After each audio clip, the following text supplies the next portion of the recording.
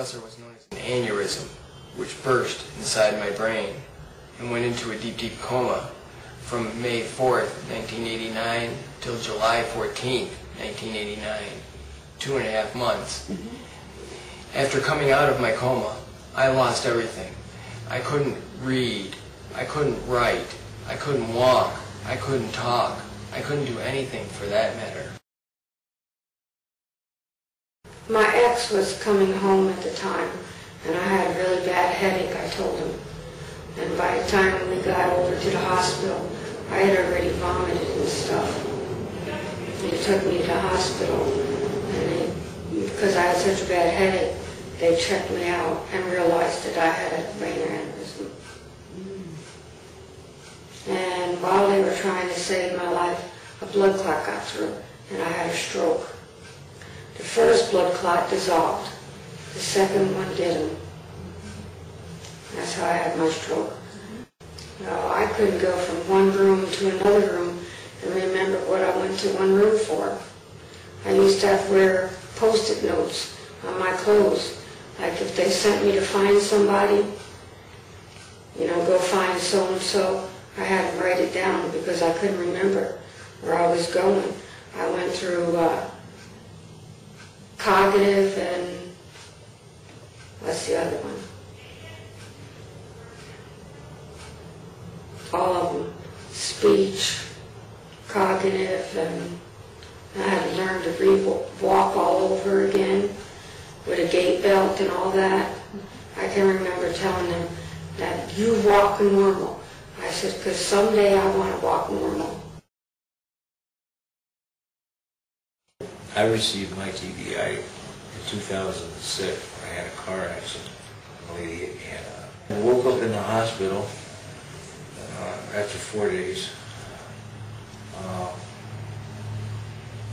I went through a bunch of stuff where they put me through, they thought I had severe depression, and they gave me all kinds of medications for that. It wasn't until a little while afterwards that when they finally diagnosed me with a traumatic brain injury that we really found out what was going on. It's horrendous. You have to wait 2.5 years and being misdiagnosed and treated for severe depression and being told that you're manic depressive and everything else, and it's not even the case.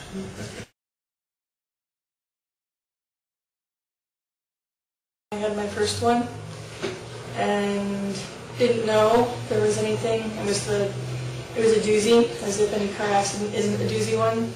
They were all car crashes, and the last one I've had, it was in my early 30s.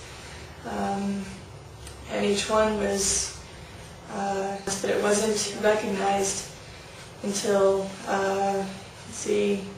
March of 2002, that I finally landed in Sunnyview in Schenectady, where it was diagnosed there. I hadn't any idea the journey ahead of me, that I was basically having gone from 90 miles an hour with life previously, I was down to about 5. And all I knew in front of me was blank.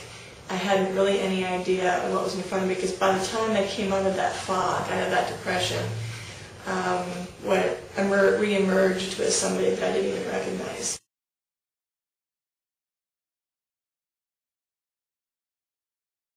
One minute, I was in college, a varsity gymnast for the University of Pittsburgh, Pennsylvania, a whiz at the computers. The next thing I know, I was not expected to live. I was married. Well, I couldn't have any kids of my own. I have 3 adopted. They are all half biological brothers. I would open up a daycare and greet the parents and the kids. And then when someone else came in, I would go grocery shopping and get the food for the menu. Then I'd come back and I'd cook. And I met a lot of interesting people that way. And the kids all loved me. Oh, Miss Connie. I used to work before the accident, and after the accident I couldn't work anymore. The doctor pretty much took me right out. I was a heavy equipment operator.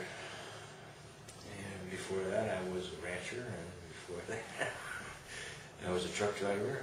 And it all stopped. And all stopped. To my photography, there was numerous various jobs that I held. That I was a commercial producer for Saratoga for what is now Cablevision. Rather Time Warner Cable, but Time Warner. It wasn't under that name back when I was working there. Worked for an independent TV company called Tony Iso Productions. Worked for Image Photo and was the black and white lab technician there for a while. And I ended up living in Baltimore for 10 years and did a wide variety of, of all things, I was a radio operator. Was a nanny, did a magazine distribution job. So yeah, I had a full life going on.